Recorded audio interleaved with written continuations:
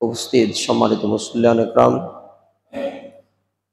সর্বপ্রথম সে মহান রব্বুল আলমিনের শুকরিয়া আদায় করছি যে মহান রব্বুল আলমিন আমাদেরকে আজকে এই জুমার দিনে মসজিদে উপস্থিত হয়ে তার আনুগত্য প্রকাশ করার জন্য আসার তৌফিক দান করেছেন। যিনি পরম করুণাময়, যিনি অসীম দয়ালু, যিনি সমগ্র সৃষ্টি জগতের মালিক, যিনি বিচার দিবসের মালিক, সমগ্র সৃষ্টি জগতের সেই মহান রব্বুল আলমিনের সমস্ত প্রশংসা জ্ঞাপন করছি। সকলে বলি আলহামদুলিল্লাহ। সাথে সাথে দুরূদ ও সালাম পেশ করছি মানবতার আদর্শ, মানবতার শিক্ষক, মানবতার পথ প্রদর্শক সাইয়্যিদিনা মুহাম্মদুর রাসূলুল্লাহ সাল্লাল্লাহু আলাইহি ওয়াসাল্লাম। আমরা দুনিয়াতে আগমনের একটা উদ্দেশ্য আল্লাহ সুবহানাহু ওয়া তাআলার কাছে আছে। মহান আল্লাহ তাআলা জিন আর মানুষকে সৃষ্টি করেছেন তার ইবাদতের জন্য, তার আনুগত্য প্রকাশ করার জন্য। আবার আল্লাহর এই সৃষ্টি আল্লাহর দিকে ফিরে যাবে। আল্লাহ তাদেরকে স্তরে স্তরে আল্লাহর দরবারে উপস্থিত করবেন। এক সময় ছিল রূহের জগতে, সেখান থেকে তারা মায়ের গর্ভ থেকে তারা দুনিয়া থেকে বারজাখ থেকে বিচারের ময়দানে, সেখান থেকে ফয়সালা হবে হয়তো জান্নাত আর না হয় জাহান্নাম। আল্লাহ সুবহানাহু ওয়া তাআলা তার এই বান্দাদেরকে সৃষ্টির সময় ফেরেশতাদেরকে ঘোষণা করেছিলেন, জিজ্ঞাসা করেছিলেন, আমি একটি দল প্রতিনিধি পৃথিবীতে পাঠাইতে চাই। তারা তখন নাকচ করেছিল এবং তারা বিরোধিতা করে বলেছিল তারা রক্তপাত করবে, তারা পৃথিবীতে বিশৃঙ্খলা তৈরি করবে। আমরাই তো তোমার আনুগত্য স্বীকার করার জন্য, তাসবিহ পড়ার জন্য যথেষ্ট। আল্লাহ বললেন, ইন্নী আ'লামু মা লা তা'লামুন, নিশ্চয়ই আমি যা জানি তোমরা তা জানো না।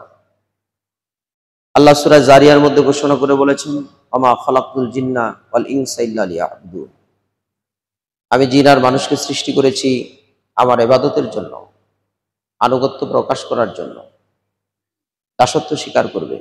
এই পৃথিবীতে জিন আর মানুষের আর অন্য কোনো কাজ নেই। তবে হ্যাঁ, যারা শয়তানকে অনুসরণ করবে, আল্লাহ তাআলা তাদেরকে তার বান্দা হিসাবে তিনি ঘোষণা করেন না, এবং তার বান্দাদের মধ্যে, জিন আর মানুষের মধ্যে এমনও তার সৃষ্টি রয়েছে যাদেরকে তিনি হেদায়েত দিবেন না, যার দরুন তারা জাহান্নামে নিক্ষিপ্ত হবে। আমরা আল্লাহর কাছে হেদায়েত কামনা করব, যে জাহান্নাম অনন্তকাল, যেখানে আবাদা শতাব্দীর পর শতাব্দী অবস্থান করবে, যেখানে কোনো বিশ্রাম হবে না শাস্তির, এমন এক ভয়াবহ ঘরের মধ্য থেকে আল্লাহর কাছে আশ্রয় চাওয়ার জন্য আমাদের প্রতিনিয়ত তার আনুগত্য প্রকাশ করা দরকার। আমরা যে যাই করি, যার যেই কাজটাই হোক না কেন, প্রত্যেক ব্যক্তিরই সকল কাজের মূল বিষয়টা থাকবে আল্লাহর আনুগত্য, আল্লাহর ইবাদত। কোনো ব্যক্তি যদি চাকরি করে, তার চাকরির জায়গাটাও আল্লাহর জন্যই হতে হবে। কোনো ব্যক্তি যদি ঘুমাতে যায়, তার ঘুমানোর পদ্ধতিটা আল্লাহর জন্যই হতে হবে। কোনো ব্যক্তি যদি রিজিক অন্বেষণ করতে চায়, সেটা আল্লাহর জন্যই হতে হবে। কোনো ব্যক্তি যদি দুনিয়াবি কোনো ফয়সালা দিতে বসে, সেটা আল্লাহর জন্যই হতে হবে। সকল বিষয়গুলো একমাত্র আল্লাহর জন্য হতে হবে। আর এই সকল বিষয়গুলো আল্লাহ তাআলা আসমান থেকে এগুলো জানার জন্য কিতাব পাঠিয়েছেন। আমাদের জন্য সর্বশেষ কিতাবের নাম হচ্ছে মহাগ্রন্থ আল কোরআন। আমাদের জন্য নবী প্রেরণ করেছেন সর্বশেষ নবী, শ্রেষ্ঠ নবী মুহাম্মদুর রাসূলুল্লাহ সাল্লাল্লাহু আলাইহি ওয়াসাল্লাম, যার কারণে আল্লাহর কোনো প্রিয় বান্দা যখন ইসলামের ভিতরে প্রবেশ করে তখন সে সাক্ষ্য দেয়, আশহাদু আল্লা ইলাহা ইল্লাল্লাহ ওয়াহদাহু লা শারীকা লাহ ওয়া আশহাদু আন্না মুহাম্মাদান আবদুহু ওয়া রাসূলুহু। আমি সাক্ষ্য দিচ্ছি যে আল্লাহ ছাড়া আর কোনো ইলাহা নাই, আর আমি তার সাথে কোনো অংশীদারিত্ব করছি না। আমি এমন ইবাদত করব যে ইবাদতে কোনো শিরক থাকবে না, কোনো অংশী থাকবে না, একজনই ইবাদত পাবে, তিনি হলেন আল্লাহ। ওয়া আশহাদু আন্না মুহাম্মাদান আবদুহু ওয়া রাসূলুহু। আমি আরো সাক্ষ্য দিচ্ছি যে মুহাম্মদ সাল্লাল্লাহু আলাইহি সাল্লাম তার প্রিয় বান্দা এবং তার রাসূল। অর্থাৎ আল্লাহ সুবহানাহু ওয়া তাআলা মুহাম্মদ সাল্লাল্লাহু আলাইহি সাল্লামের মাধ্যমে আমাদেরকে এই পৃথিবীতে আনুগত্য প্রকাশের সিস্টেমগুলো শিখিয়ে দিয়েছেন। মহান আল্লাহ তাআলা সূরা আল কমারের কয়েকটি জায়গায় একটি শব্দ ব্যবহার করেছেন, ওয়ালাকাদ ইয়াসসারনাল কুরআনা লিযিকরি ফাহাল মিন মুদ্দাকির। ওয়ালাকাদ ইয়াসসারনাল কুরআনা লিযিকরি ফাহাল মিন মুদ্দাকির। আমি কোরআনকে সহজ করে নাজিল করেছি উপদেশ গ্রহণের জন্য। পৃথিবীবাসী কেউ কি আছে এ থেকে উপদেশ গ্রহণ করার? আমরা বলি কোরআন হচ্ছে কঠিন।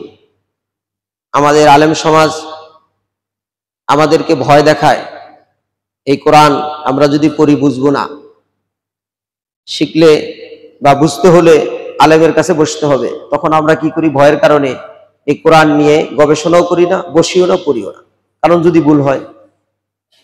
কিন্তু না, এই কোরআনের বিশেষ মর্যাদা আছে। আল্লাহ নিজে ঘোষণা করে বলেছেন, ওয়ালাকাদ ইয়াসসারনাল কুরআনা লিযিকরি ফাহাল মিন মুদ্দাকির। আমি কোরআনকে সহজ করে নাজিল করেছি উপদেশ গ্রহণের জন্য। কেউ কি আছে উপদেশ গ্রহণকারী? আল্লাহ প্রশ্ন করেছেন। আল্লাহ কোনো বড় মুহাদ্দিসকে বলেননি লক্ষ্য করে যে অমুক মুহাদ্দিসের জন্য নাজিল করেছি, অমুক বড় আলেমের জন্য নাজিল করেছি, অমুক মাযহাবের নেতার জন্য নাজিল করেছি, তোমরা সেখানে যাও, তার কাছ থেকে বুঝবে। এমন কোনো ভাষা আল্লাহ বলেননি। তাহলে আপনি আমি সবাই এই কোরআন থেকে সহজে বুঝতে পারবো এবং গবেষণা করে এ থেকে শিক্ষা গ্রহণ করতে পারবো, উপদেশ দিতে পারবো। যে আলেমরা আমাদেরকে ভুল শিক্ষা দেয় এবং ভয় দেখায় কোরআন এবং হাদিসের ব্যাপারে, আমরা যদি আল্লাহ এবং তার রাসূলের কথার সাথে মিলাই, তাহলে তাদের কথার সাথে আল্লাহ এবং তার রাসূলের কথার সাথে মিলে না। এজন্য আমরা কোরআন এবং হাদিস গবেষণা করব, যার যতটুকু জ্ঞান আছে ততটুকু জ্ঞান দিয়ে আমরা এটা থেকে উপদেশ অর্জন করার চেষ্টা করব। সম্মানিত উপস্থিতি, কোরআন হাদিসের জ্ঞান না থাকার কারণে আমরা আজকে অন্ধকারের মধ্যে নিমজ্জিত আছি।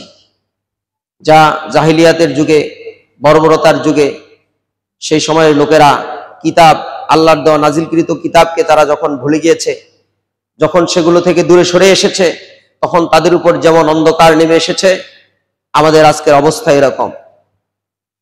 আমরা 100 জন মুসলমানের মধ্যে যদি আইডেন্টিফাই করি, সর্বোচ্চ 2 থেকে 3 জন ভালো করে কোরআন পড়তে পারি এখনো। অথচ প্রায় প্রতি ঘরে ঘরে কোরআন শিক্ষা দিয়ে আমরা কোরআনের হাফেজ তৈরি করার চেষ্টা করি। প্রত্যেকের বাসার কাছে কাছে মহল্লায় 2, 4, 5টা করে মাদ্রাসা আছে, বড় বড় হাফেজরা আছে। কিন্তু একটু জরিপ করে দেখেন, 100 জনের ভিতরে সর্বোচ্চ 5 জন ভালো পারে, 95 জনই পারে না। এখন বলবেন এ কথা ভুল, কেন? আমরা সবাই পড়তে পারি, কিন্তু এমন পড়াই পড়তে পারেন যেই পড়া আপনার গ্রান্টেড নয়, গ্রহণযোগ্য নয়। কোরআনের এমন কিছু পাঠক আছে যারা কোরআন পাঠ করে, আল্লাহ রাসূল বলেছেন তাদের এই কোরআন পাঠের বিনিময় আল্লাহ সুবহানাহু ওয়া তাআলা তাদের জন্য আসমান থেকে রহমত নাজিল করেন। এই কোরআন তার জন্য দোয়া করে, আল্লাহর কাছে ফরিয়াদ করে, আল্লাহর কাছে এই ব্যক্তির জন্য কোরআন ক্ষমা চায়, এর জন্য আল্লাহর কাছে রহমত কামনা করে। আবার এমন কিছু পাঠক আছে যারা কোরআন পাঠ করার কারণে কোরআন তাকে লানত দেয়, অভিসম্পাত দেয়। একটু বসুন, একজন আলেমের কাছে যান, একজন হাফেজের কাছে গিয়ে বসুন, আপনার মসজিদের মহল্লার মসজিদের ইমাম সাহেবের কাছে গিয়ে বসুন, ইমাম সাহেবের কাছে কোরআন শোনান, সূরা ফাতিহা বলুন, দেখেন আপনার কতগুলো ভুল হচ্ছে। কিন্তু আমরা বসি না, আমাদের অহংকার বেশি, আর এই অহংকারের কারণে আমরা জাহান্নামে যাব। কারণ আমাদের অহংকার এজন্যই বেশি, আমরা মনে করি ইমাম সাহেব আমাদের চাকর, অমুক ব্যক্তি মাদ্রাসায় পড়েছে, ফকিরের বাচ্চা ফকির, তার কাছে গিয়ে শিখার তো কিছু নাই।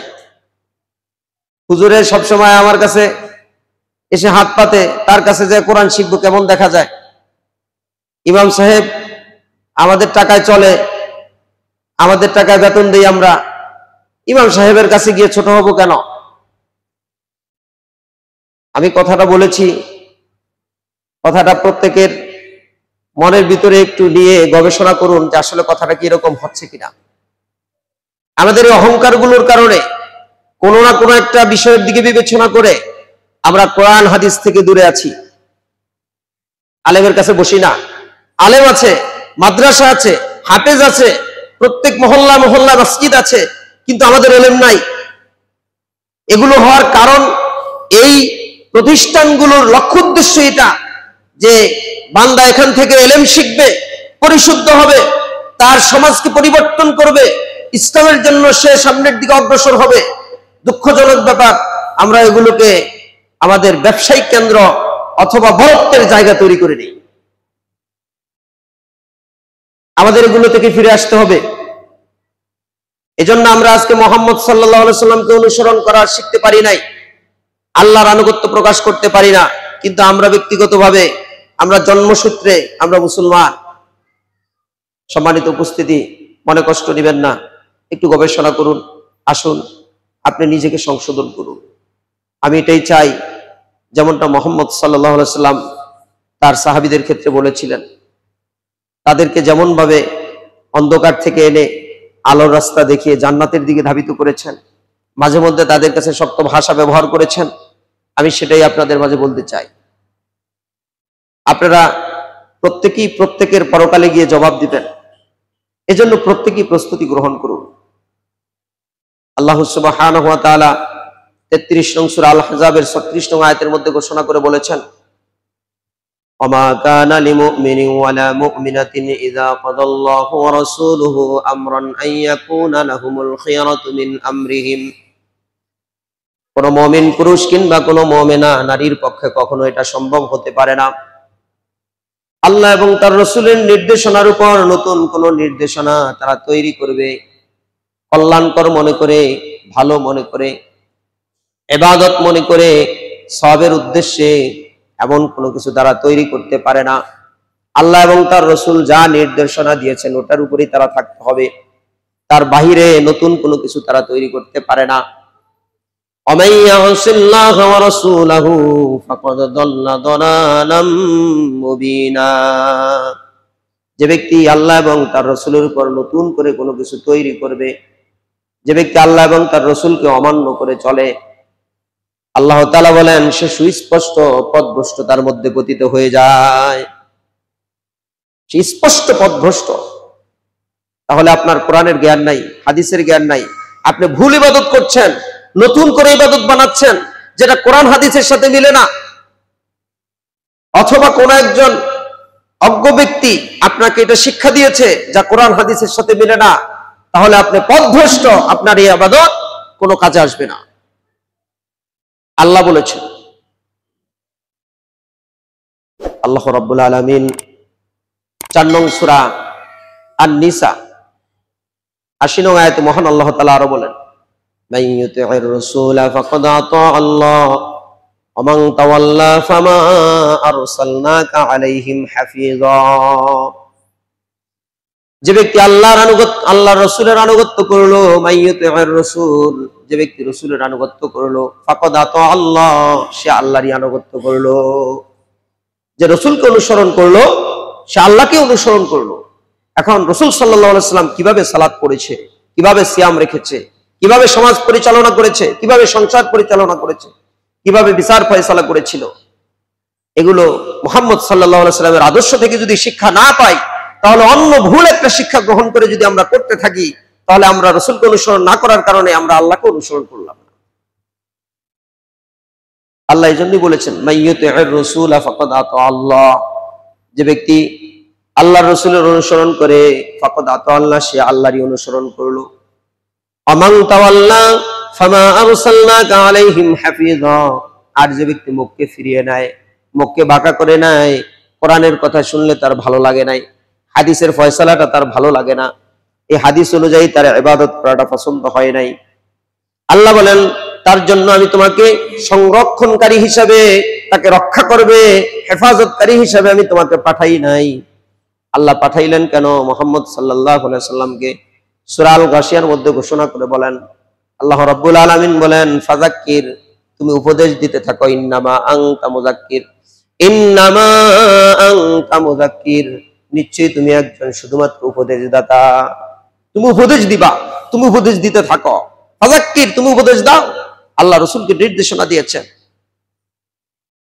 লাস্তা আলাইহিম বিমুসাইতির, তুমি তাদের উপর কর্মবিধারক নও, জোর করে তুমি তাদেরকে ইসলামের দিকে আহ্বান করবা, এটা তোমাকে দায়িত্ব দেওয়া হয়নি। কিন্তু উলামায়ে কেরামগণ এই আয়াতের তাফসীরে বলেছেন, যারা নিজেদেরকে মুসলমান দাবি করে, জন্মসূত্রে মুসলমান, মুখে কালেমা পড়েছে, তাদের ক্ষেত্রে জোর জবরদস্তি করা যাবে, কারণ সে ইসলামের ভিতরে আছে, সেই ইসলামের ভিতরে থাকার কারণে সে যদি ভুল রাস্তায় চলতে থাকে, অন্য অন্য ধর্মের লোকেরা তাকে নিয়ে এই ইসলামকে ঠাট্টা করবে, কারণ সে ভুল রাস্তায় আছে, এজন্য তাকে জোর করে হলো ইসলাম বুঝাতে হবে। এই আয়াতের তাফসীরের ক্ষেত্রে আলেমরা এটাই বলেছেন, তবে এই আয়াতটা বিশেষ করে কাফেরদের ক্ষেত্রে উল্লেখ করা হয়েছে। পরবর্তী কয়েকটি আয়াতে আল্লাহ আরো স্পষ্ট করেছেন, যারা ইসলাম বুঝে না, বুঝার চেষ্টা করে না এবং মুখকে বাঁকা করে নেয়, আল্লাহ রাব্বুল আলামিন এর পরে বলেন, লাস্তা আলাইহিম বিমুসাইতির ইল্লা মান তাওয়াল্লা ওয়া কাফার, যদি কেউ মুখকে বাঁকা করে নেয় আর অস্বীকার করে, ইল্লা মান তাওয়াল্লা ওয়া কাফার ফায়ুআযিবুহুল্লাহুল আযাবাল আকবার, আল্লাহ বলেন তার জন্য মহা আযাব আল্লাহ রেখে দিয়েছেন, আযাব রেখেছেন, সেটা হলো মহা আযাব, আযাব আল আকবার, বড় আযাব আল্লাহ রেখে দিয়েছেন। যে ব্যক্তি মুখকে বাঁকা করে দেয়, কোরআন হাদিসের ফয়সালা যখন আসে, কোরআন হাদিসের কথা যখন আসে, আমাদের এই ফয়সালা মনে প্রাণে যেই লোকগুলো গ্রহণ করে না, ওই লোকগুলোর ক্ষেত্রে আল্লাহ বলছেন, যারা এরকম বাঁকা করে নেয়, ফায়ুআযিবুহুল্লাহুল আযাবাল আকবার, আল্লাহ আযাব রেখেছেন তাদের জন্য মহা আযাব, যন্ত্রণাদায়ক আযাব, যন্ত্রণাদায়ক, এমন বেদনাদায়ক আযাব যে আযাবের মধ্য থেকে সে কখনো আর বের হতে পারবে না, তাকে শুধু চতুর্দিক থেকে আগুন পাকড়া উপরে ধরবে, যত প্রকারের শাস্তি আছে সেখানে তার জন্য প্রয়োগ করা হবে। সেদিন তার পাশে সাহায্যকারী রূপে কেউই থাকবে না। আমরা প্রত্যেকে যদি একা একা ভাবি, চিন্তা করে দেখুন, যখনই আমরা চলে যাব কবরে, কেউ আমাদের সাথে যাবে না। যখন আমাদের শ্বাস চলে যাবে, আমাদের এই ভিতরে প্রাণবায়ুটা যখন চলে যাবে, আল্লাহ নিয়ে যাবেন, কেউই আর আপনার সঙ্গী সাথী হবে না। আপনাকে দ্রুত গতিতে পৃথিবী থেকে সরিয়ে দেওয়ার জন্য এই পৃথিবীতে দুর্গন্ধ সৃষ্টি করবেন আপনি, তাড়াতাড়ি করে আপনাকে কবরস্থ করবে। এজন্য একটু ভেবে দেখুন, আমরা যা কিছু করছি নিজেদের জন্য করছি কিনা, পরকালের জন্য আমরা প্রস্তুত কিনা। সম্মানিত উপস্থিতি, তাহলে যারা অস্বীকার করে, মুখকে বাঁকা করে, তাদের জন্য মহা আযাব আল্লাহ রেখেছে।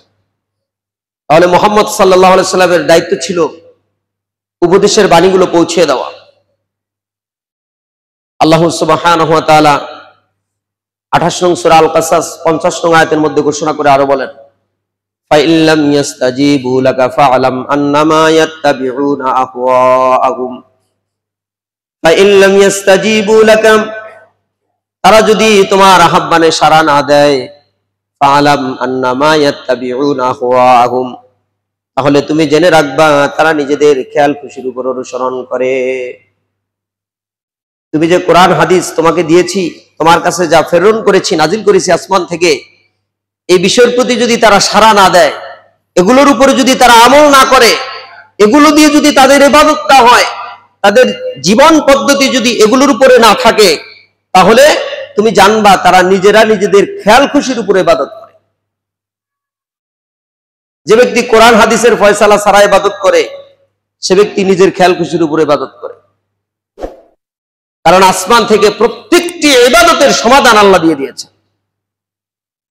প্রত্যেকটি ইবাদত কিভাবে আপনি করবেন, সকল বিষয়গুলো মুহাম্মদ সাল্লাল্লাহু আলাইহি ওয়াসাল্লামের মাধ্যমে আল্লাহ শিক্ষা দিয়েছেন। আমরা বলি কোরআন হাদিসের বাহিরেও অনেক কিছু আছে, এই কথাটা একেবারেই ভুল। এই কথা থেকে আমাদের ফিরে আসতে হবে। কারণ আল্লাহ ঘোষণা করে স্পষ্ট করে দিলেন, আল ইয়াউমা আকমালতু লাকুম দীনাকুম ওয়া আতমামতু আলাইকুম নি'মাতি ওয়া রাদিতু লাকুমুল ইসলাম দীনা। আজ আমি তোমাদের দিনকে তোমাদের জন্য পরিপূর্ণ করে দিলাম, ইসলামকে দিন হিসাবে কবুল করে নিলাম। নিয়ামত দিয়ে আল্লাহ তাআলা ইসলামকে পরিপূর্ণ করে দিয়েছেন। এমন নিয়ামত দিয়েছেন, আসমান থেকে আল্লাহ তাআলা সকল বিষয়গুলোর পুঙ্খানুপুঙ্খানু জবাব আল্লাহ দিয়ে কিভাবে ইবাদত করতে হবে মুহাম্মদ সাল্লাল্লাহু আলাইহি ওয়াসাল্লামের কাছে আল্লাহ তাআলা এভাবে দিয়ে স্পষ্ট করে দিয়েছেন। আমাদের অস্পষ্টতার আর কিছু নাই, গোপনের আর কিছু নাই। কিন্তু যারা আমাদেরকে ভুল শিক্ষা দেয়, কোরআন হাদিসের বাহিরেও কিছু আছে, এটা থেকে আমাদের ফিরে আসতে হবে। সম্মানিত উপস্থিতি, তাহলে যারা কোরআন হাদিস ফয়সালা মেনে নেয় না কোরআন হাদিসের, ওই ব্যক্তিগুলো নিজের খেয়াল খুশির উপর অনুসরণ করে মহান আল্লাহ তাআলা মুহাম্মদ সাল্লাল্লাহু আলাইহি ওয়াসাল্লামকে জানিয়ে দিয়েছে, আমান আদাল্লু মিম্মান ইত্তাবা হাওয়াহু বিগাইরি হুদাম মিনাল্লাহ।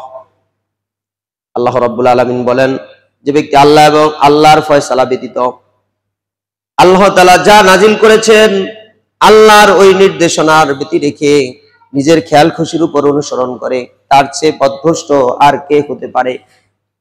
ওই ব্যক্তির চেয়ে বড় পথভ্রষ্ট আর কেউ নেই। সে পথভ্রষ্ট। আপনার আলেম শিক্ষা দিয়েছে, কিন্তু আলেম হাদিস থেকে শিক্ষা দেয়নি, কোরআন থেকে শিক্ষা দেয়নি, ভুল শিক্ষা দিয়েছে। এজন্য আপনি পথভ্রষ্ট, আপনার আলেমও পথভ্রষ্ট। সঠিক শিক্ষাটা আপনাকে নিতে হবে।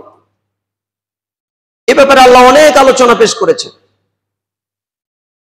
আল্লাহ রাব্বুল আলামিন ৩ নং সূরা আল ইমরান ৩১ নং আয়াতের মধ্যে ঘোষণা করে বলেন, কুল ইন কুনতুম তুহিব্বুনাল্লাহ ফাত্তাবিউনি ইউহিব্বুকুমুল্লাহ ওয়া ইয়াগফির লাকুম যুনুবাকুম আল্লাহু গফুরুর রহিম।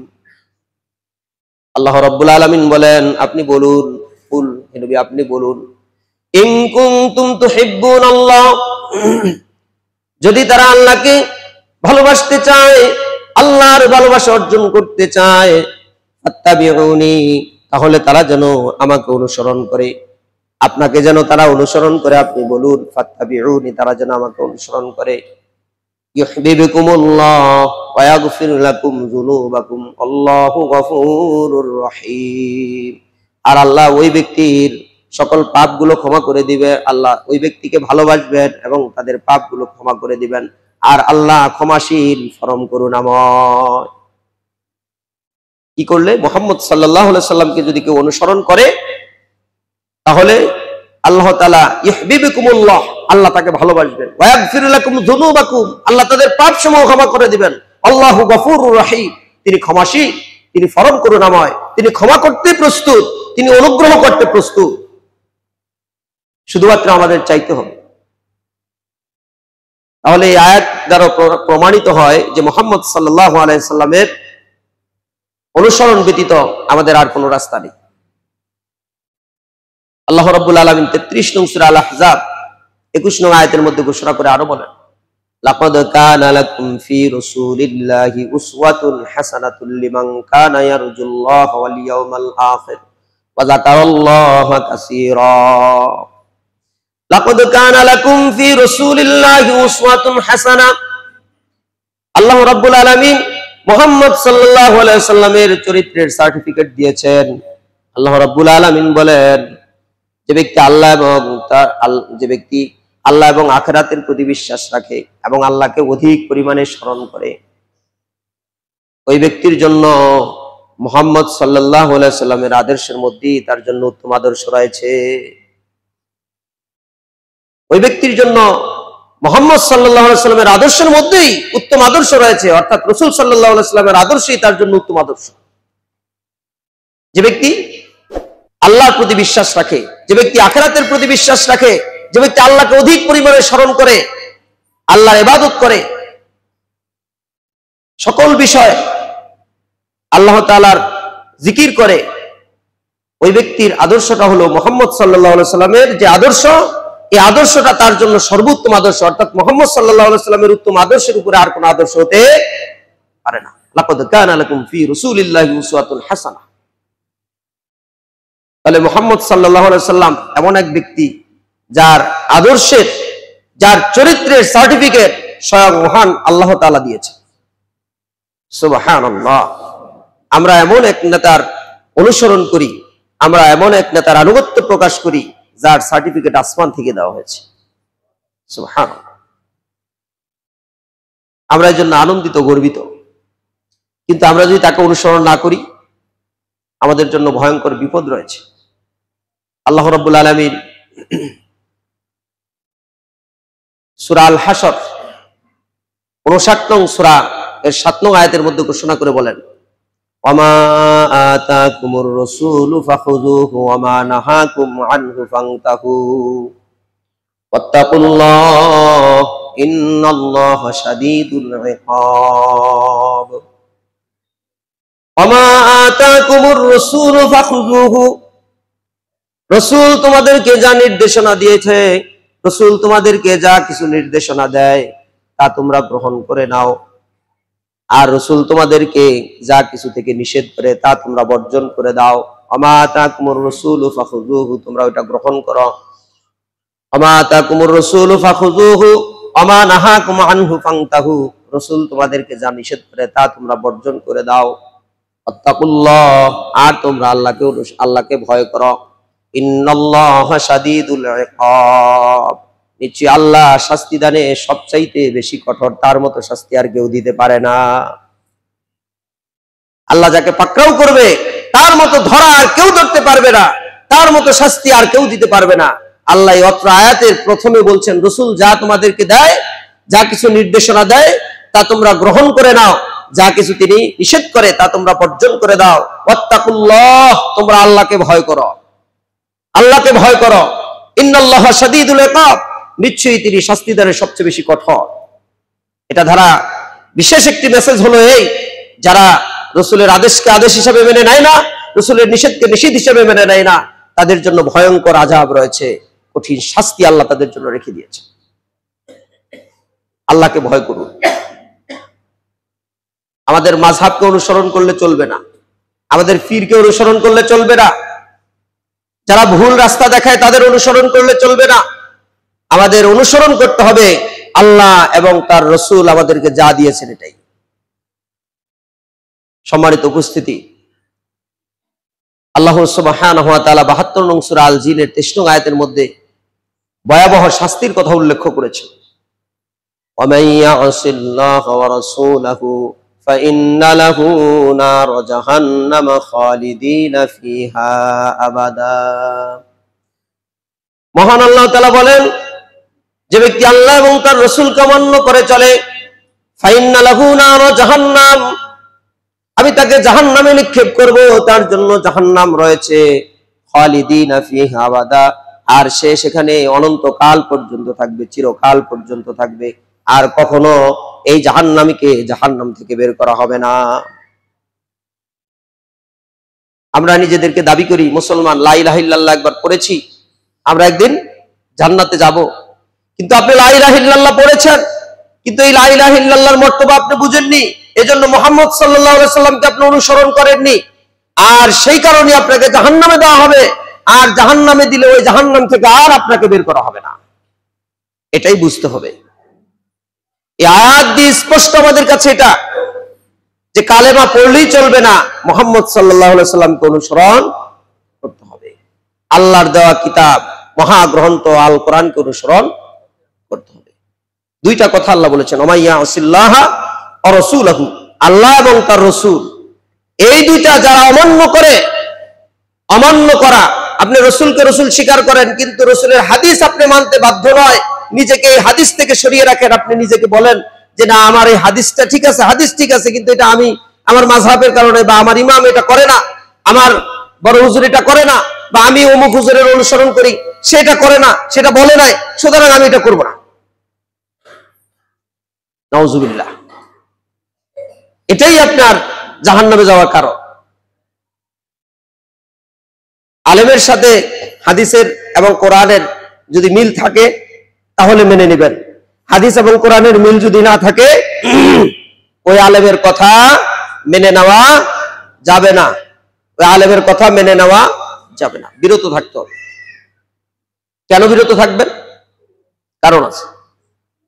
আপনি যারা অনুসরণ করেছেন সেও জাহান্নামে থাকবে, আর যে ব্যক্তি আপনি যে তাকে অনুসরণ করলেন এই জন্য আপনিও জাহান্নামে যাবেন। আমাদের এক শ্রেণী বলে আরে আমরা মূর্খ সুরূখ মানুষ, যারা আলেম তারা এটার জবাব দিবে, ওই হুজুর কইছে আমি করছি, এটা আমার আর দেখার বিষয় না, ভুল হইলে সে দিবে।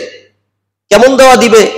এবার সূরা আহজাব 33 নং সূরার 66 নং আয়াত দেখুন, 66 থেকে 68 নং আয়াত আল্লাহ বর্ণনা দিয়েছেন। আল্লাহ রাব্বুল আলামিন বলেন ইয়াউমা তুকাল্লাবু উজুহুহুম ফিন নারি ইয়াকুলুনা ইয়া লাইতানা আতা'আল্লাহ। আল্লাহ তাআলা বলেন সেদিন এক শ্রেণীর লোকদেরকে এরকম ভাবে জাহান্নামের আগুনের মধ্যে উপর করে এইভাবে করে পোড়ানো হবে, তাদেরকে এইরকম ভাবে গিরিলে পরিণত করা হবে, সেক দেওয়া হবে, আর ওই সময় তারা চিৎকার করে করে বলবে ইয়া লাইতানা আতা'আল্লাহ ওয়া আতা'আনার রাসূলা। হায় আফসোস, চিৎকার করবে যাদের চিৎকার কেউ শুনতে চাইবে না, এমন জোরে চিৎকার করে করে বলবে ইয়া লাইতানা আতা'আল্লাহ ওয়া আতা'আনার রাসূলা, আমরা যদি আল্লাহর আনুগত্য করতাম, আমরা যদি রাসূলের আনুগত্য করতাম। আফসোস করে করে কথাগুলো বলতে থাকবে। দেখেন, ফিরে আসেন এই দিকেই, সেই কোরআন সেই হাদিসের দিকেই আপনার কথা আসবে। সেই দিন চিৎকার করে এই কথাগুলো বলা হবে। এরপরে আল্লাহ বলেন ওই লোকগুলো আরো বলবে আকালু রাব্বানা ইন্না আতা'না সাদাতানা ওয়া কুবারানা ফাআদাল্লুনা সাবিলা। তারা আরো বলবে হে আমাদের রব, আমরা তো আনুগত্য করেছিলাম, আমরা তো অনুসরণ করেছিলাম আমাদের সমাজের যারা নেতা, সাদাতানা, যারা আমাদের সমাজে বড় বড় নেতা ছিল, বড় হুজুর ছিল, বড় দায়িত্বশীল ছিল, আমরা তাদের অনুসরণ করেছি। আকবারানা, আর আমাদের সমাজের বড় যারা বড় বড় ধনী লোক ছিল ওই সমস্ত লোকদের আনুগত্য করেছি। তো সেই দিন তারা চিৎকার করে এই কথাগুলো বলবে, আমরা তো আনুগত্য করেছিলাম তাদের যারা আমাদের সমাজে নেতা ছিল, সাদাতানা, সাইয়্যিদ ছিল, বড় বড় হুজুর ছিল। বাইতুল মুকাররমের হুজুরে এভাবে ফতোয়া দিছে, সে কি কম বড় হুজুর? আমি ওই হুজুরের কথাই মেনে নিয়েছি, আমি তারা তো কিছু ভাবি নাই আল্লাহ। আবার সে বলবে আমাদের রাষ্ট্রের বড় নেতা ছিল অমুক, সে খুব ধনাঢ্য লোক ছিল, দাপটে ছিল, ক্ষমতা ছিল, বল ছিল, যাকে ইচ্ছা তাকে মারতে পারতো, আমাকে বলছে, আমি ওইভাবে করে ওই ব্যক্তির উপর ঝাঁপিয়ে পড়েছি। কিন্তু সেদিন এই আফসোস থাকবে, আর তারা চিৎকার করে কথাগুলো বলতে থাকবে আর বলবে ফাআদাল্লুনা সাবিলা, ফাআদাল্লুনা সাবিলা, আমাদেরকে পথভ্রষ্ট করে দিয়েছে এরা।